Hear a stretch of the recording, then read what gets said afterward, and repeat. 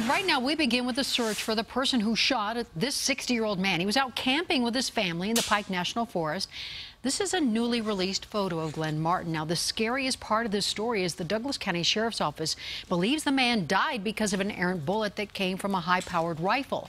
Well, this afternoon, his family talked about what they witnessed, and Kristen Skovira is at the Sheriff's Office in Castle Rock. Kristen, before Martin was shot, his family had warned authorities about people just out there firing off guns in the area.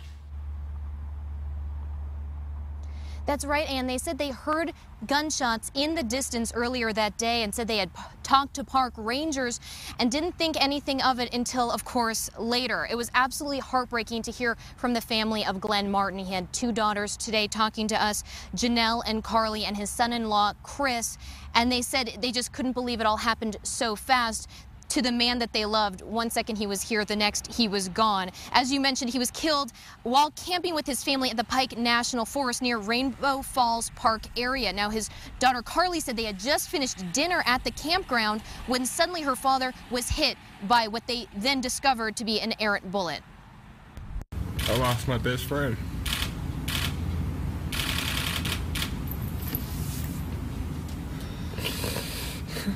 He was a good guy to look up to. I looked up to him for a lot. It was done very quickly, very graphically, in front of my children. They shouldn't have to lose their grandfather.